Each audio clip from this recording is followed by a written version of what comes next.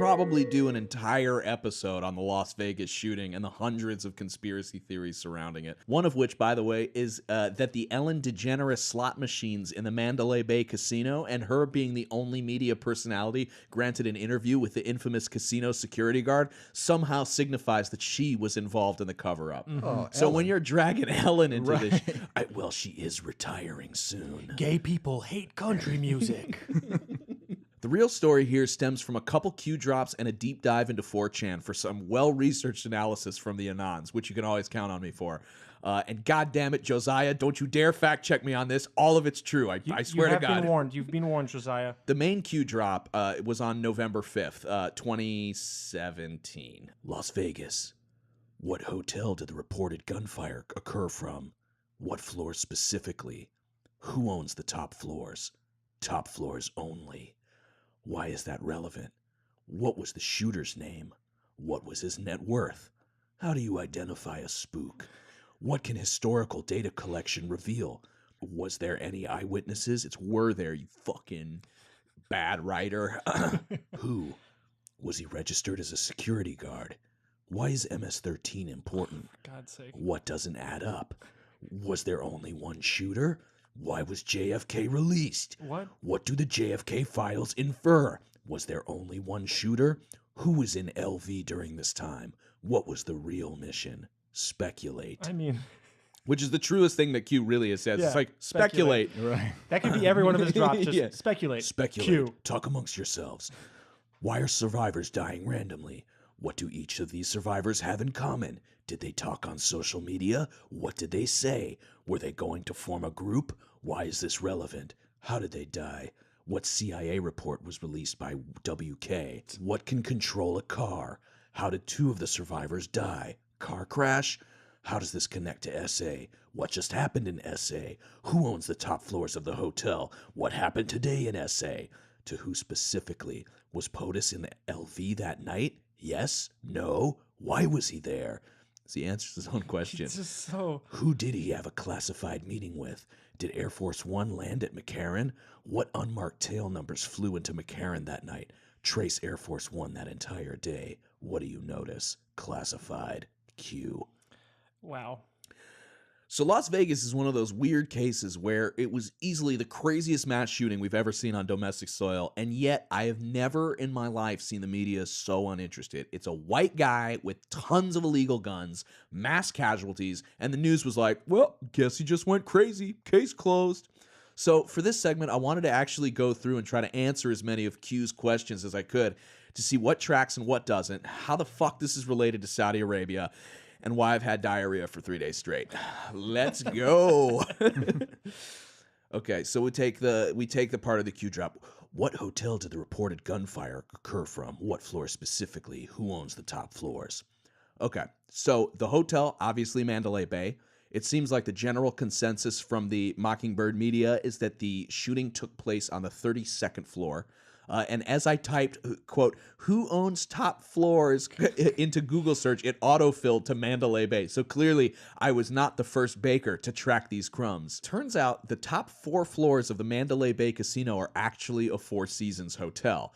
And a quick Google search showed that the Four Seasons has 2 majority owners. Bill fucking Gates and friend of the show, Prince Al Wahid bin Talal, who is a Saudi businessman, investor, philanthropist, and a member of the Saudi royal family, as we discussed before. We can get rid of philanthropist there. Just because the guy did some PR doesn't mean you should like him. Come on, Jake. Yeah, my bad. What was the shooter's name? What was his net worth? Okay, so we all know the shooter's name was Stephen Paddock. Independent.co reporting states that he was worth around $2 million, and that estimate also includes at least $62,000 worth of weapons and firearm accessories collected from his homes and the Mandalay Bay suite at the time of his death. I will not bore you with the minutia, but Q then goes on to suggest that this guy is some kind of intelligence spook. He also references the JFK files released by Donald Trump as if to suggest that there were 2 shooters involved in the Las Vegas massacre. This is our fucking fate. This is what we fucking did to ourselves. We are going to have mentally ill people shooting everybody up, and then it's just going to be what conspiracy theory ends up on top to explain it. What a fucking hell we live in. Yeah. Who was in LV during this time? What was the real mission? Speculate. And speculate they did. Although I was unable to verify, multiple sources online believe that the Crown Prince Mohammed bin Salman had rented out the entire top floor of the Four Seasons inside the Mandalay Bay Hotel and was just enjoying the Vegas fanfare by dressing in civilian clothes, just like Prince Jasmine and Aladdin, as we all know. They point to a video of SWAT officers escorting a guy in civilian clothes out of the casino, which I don't know if you guys watch, but that's what it is. They're claiming it was bin Salman. They're claiming that it was him. Ridiculous. Yeah. The LVPD has commented that while they can't verify exactly who the man was, they assume he must have been casino personnel, as the SWAT team would need access to the doors and the stairwells. It's a fucking casino. Every door is like sealed off. So that totally makes sense. But of course, this has led to one of the wildest conspiracy theories, that the Las Vegas shooting was actually a failed assassination attempt on the Crown Prince, the real mission. One Anon on 4chan recounts what he believes was the real plan.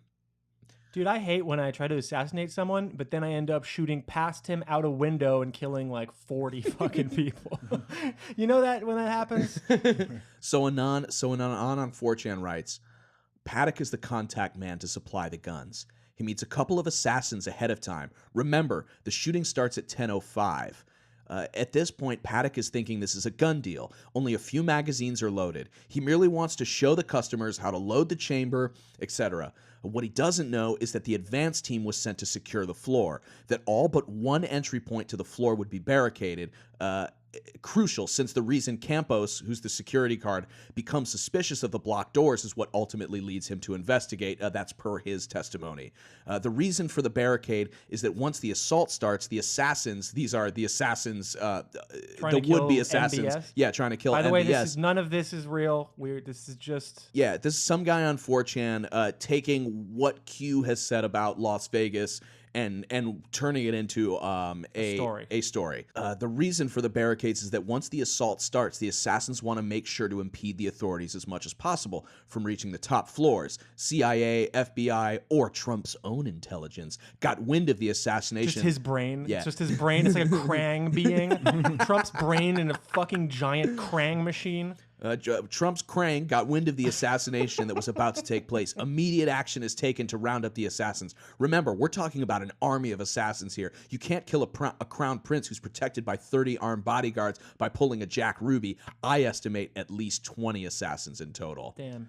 So I tried to see what I could find to lend any credence whatsoever to this idea that Paddock was some kind of alphabet agency arms distributor. According to the filed court docs, there were records of Paddock sending out emails that seemed to be advertisements for the purchase of illegal automatic weapons. And then I've actually included some of the... One of the emails he sent goes, "Try an AR before you buy. We have huge selection located in the Vegas area." Then he also sends out an email. He says, "We have a wide variety of optics and ammunition to try.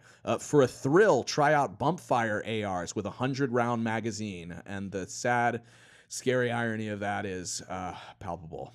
Yeah, like the guy's fucking selling and buying weapons. He's American, and this nationality is just literally at this point a mental illness. Yeah. And then Q writes, Travis is not happy about that. He looked at me gave me the stink eye. "Why are That's my country, man. Why are survivors dying randomly? What do each of these survivors have in common? Did they talk on social media? What did they say?" As far as I could find, 8 survivors died within 30 days after the attack. There was Dennis and Lorraine Carver, whose car veered off the road and exploded. There was Danny Contreras, who was found shot dead from multiple gunshot wounds in an abandoned building.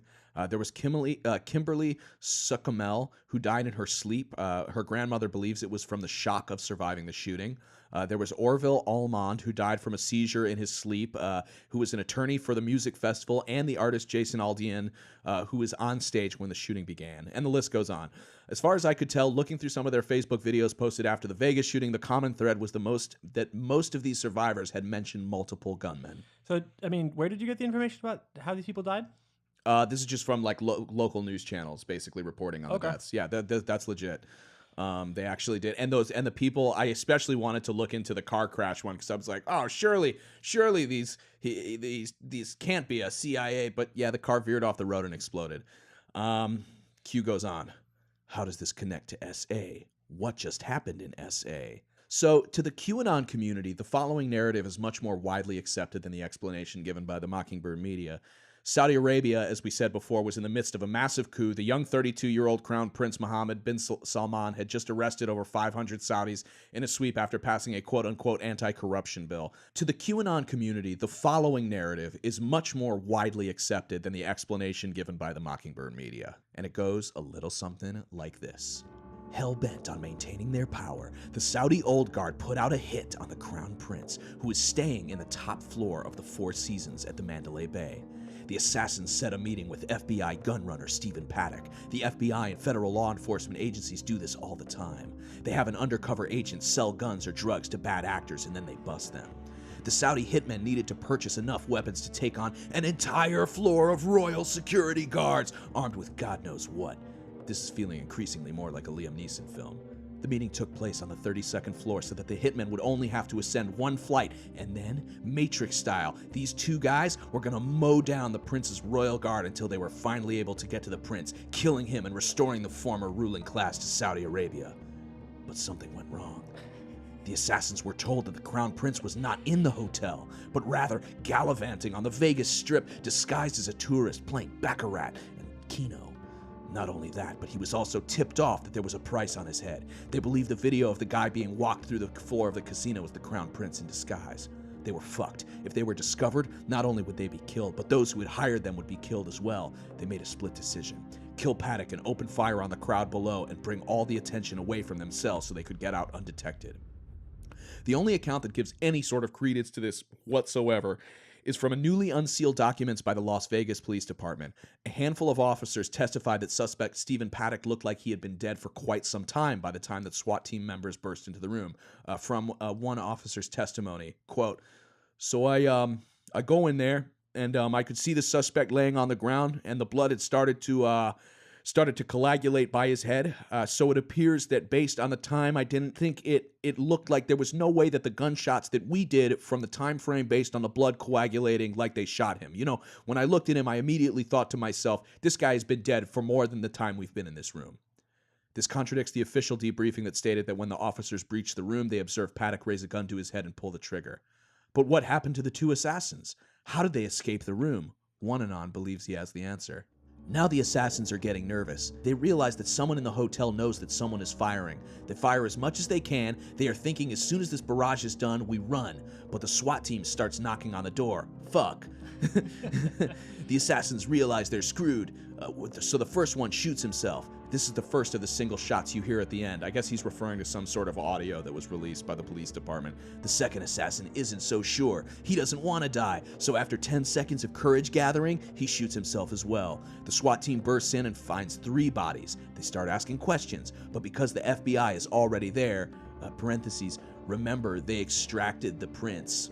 Referring to that video, they take over. They quickly assess the situation. They realize the implications. They remove the 2 assassins' bodies, take a picture of Paddock lying there, and release it to 4chan to solidify their narrative. Oh my god. Paddock is made the patsy. Why? Because if a failed Saudi assassination attempt was responsible for the deaths, if the FBI, CIA had supplied the guns that killed 58 innocent people, not counting Paddock since he's an asset, then 2 things would happen. 1, we would demand that we go to war with Saudi Arabia. And 2, whichever organization that Paddock worked for would be utterly dismantled. Woo, lads, I know, quite a story. I mean, yeah, nope. So what do you guys... Just no. This whole thing makes me angry because fucking so many people died that day. And it's like, why can't we just face what's wrong here? You know, the fact that this dude could have like 18 bump stock weapons that like fired fucking, he killed so many people. And then the reason why he was dead for a while is because they took forever to find him.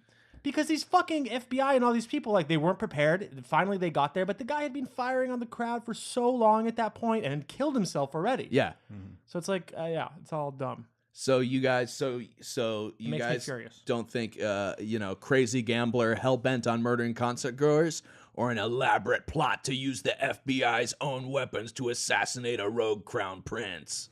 Yep. So, first. Well, the reason why they're going here is because Q told them to. Yeah, because Q doesn't care about people dying. Like No. he thinks it's like a good opportunity. And, Yeah. and you think that he would, because a lot of people at that, as you know, like a lot of conservatives who are faithful Trump supporters would have been at that country music festival. I want to die reading this much false information, this constructed and just elaborate. It just makes me sick, because I get that sinking feeling of like, oh yeah, there's like all these poor people out there like Wolf, and they're reading this shit and it's fucking rotting their brains, and it's convincing them that a lot is at stake and that violence is okay.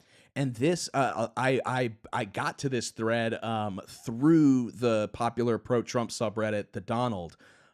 So this kind of shit is working its way into mainstream Trump supporter territory. And I mean, like, the thing is the people in the comments are like, man, I think this makes much more sense than the explanation sort of that was given to us. Almost sympathetic to it, because the idea that a man sort of would just go nuts. He's in Las Vegas, so he's just want to go out with like one last thrill with all of his guns.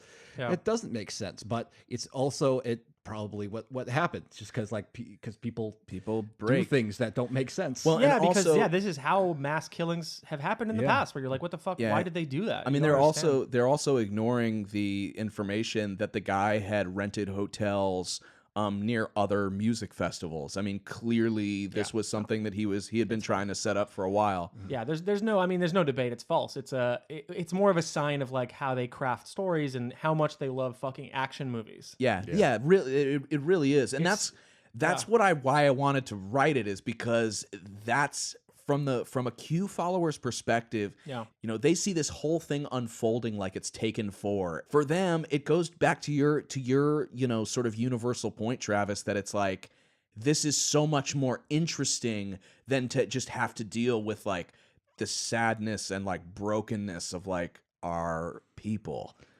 And gun laws. And gun laws and the United States at large.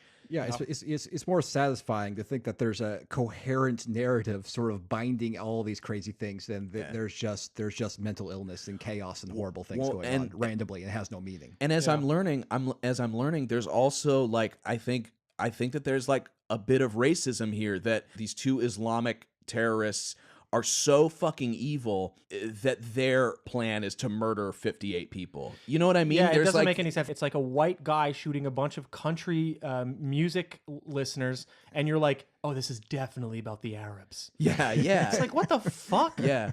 I mean, at what point is it like pure Americana? Yeah.